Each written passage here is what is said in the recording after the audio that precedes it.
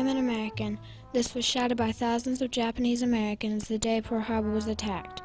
On December 7, 1941, the Japanese Army attacked Pearl Harbor. The Japanese Americans were extremely scared and concerned about their rights. The newspapers published articles calling Japanese Americans the enemy within. Military and political leaders joined in the hostility against the Japanese Americans. They claimed that there was no way of telling which Japanese Americans were loyal and which were disloyal. They were all considered a hazard to the U.S. On February 19, 1942, President Franklin Delano Roosevelt signed the Executive Order 9066. It said that it was acceptable for military leaders to make any area in the United States a military zone for defense. Soon, California, Oregon, Washington, and Arizona had become military zones. This meant that thousands of Japanese American citizens would have to go to relocation centers and be questioned on their loyalty to the United States. Until they were relocated, the Japanese Americans could not travel more than 5 miles from home, and they had to stay in their houses between the hours of 8 p.m. to 6 a.m. They had to give up weapons, cameras, binoculars, and shortwave radios, which were considered tools of spying. Many Japanese Americans felt their rights were being violated. This campaign was not very successful because very few of the Japanese Americans willingly relocated to the internment camps. By April 1942, the government started forcing people with Japanese ancestry to relocate. Japanese Americans were instructed about the internment camps by radio, posters, and newspapers. Roosevelt authorized the Army to cooperate with the FBI in rounding up enemy aliens considered potentially dangerous. As they were packing to leave, they could only pack what they could carry on their backs. These items included dishes, clothing, blankets, and sheets. Each family registered was given a number. After receiving the number, they had to wear registration tags on their clothing. Many of the things they could not carry were sold for far less than their real value. When it was time to set out, thousands of Japanese lined up to get on the buses. The children were very scared and frightened because they had no idea what was going to happen to them.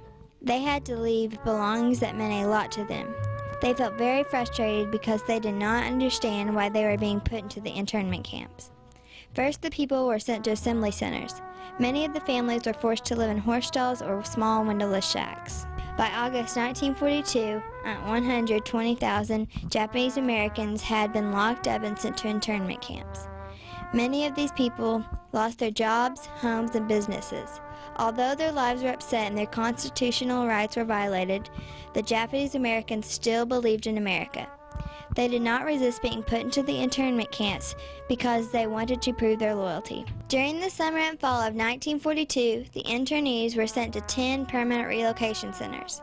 The War Relocation Authority, or the WRA, ran these centers. These camps were located in California, Colorado, Wyoming, Idaho, Arizona, Utah, and Arkansas, and held between 8,000 to 20,000 people. The climates in most of the camps had extreme heat or extreme cold. Most of the internees of the West Coast were not used to this weather. The camps were just like little towns. They had restaurants, radio stations, and stores. The people were forced to live in barracks that were made of wooden boards covered with tar paper. 3 or more families were crowded into one barrack, and families lived in one-room apartments. The apartments were furnished with 1 stove, a bed for each person, and 1 light. They had no indoor plumbing and had to go to 2 different buildings for restrooms and laundry facilities. The internees' rights were violated because they had absolutely no privacy. The walls were thin and neighbors could hear everything the other neighbors were talking about. All mail was open and read through. Also, people in the camps were prohibited from speaking or writing in Japanese. Barbed wire fences and guards surrounded most camps. Armed guards were told to shoot anyone trying to leave the internment camps. The mess hall was where everything social happened. This included meetings, dances, concerts, and talent shows. Although they tried to carry on a normal life in the camps, Japanese American workers were not treated the same. A Japanese American teacher was paid $19 a month, and a non-Japanese teacher was paid $150 to $200 a month. In February 1943, the government asked them to answer questions about their loyalty.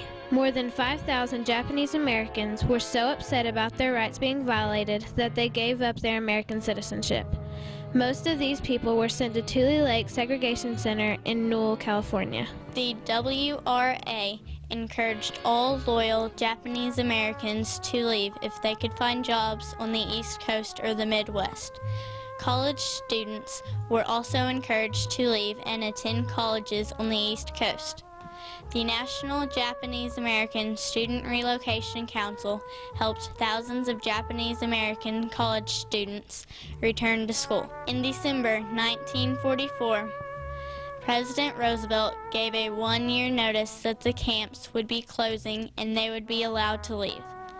The internees were given a train ticket and $25. Many didn't have a home or life to go back to. They were allowed to go back to the West Coast beginning January 2nd, 1945. There were very few jobs and houses, so some families ended up living in trailer parks.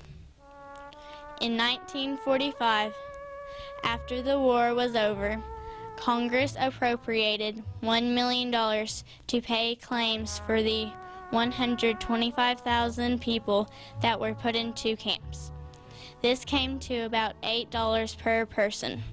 Some people received nothing, while a few got up to $125. In 1980, Congress established the Commission on Wartime Relocation and Internment of Civilians. This commission reviewed the impact of Executive Order 9066 on Japanese Americans and determined that they were the victims of discrimination by the federal government. The commission recommended that the president offer a national apology to Japanese Americans and the nation would pay $20,000 to each surviving internee. Today, many Japanese Americans have returned to a normal life. However, the hate and prejudice they once felt has not been forgotten. In this time of disorder in America, we should hope that the past injustices can be placed in the past and freedom will forever stand strong.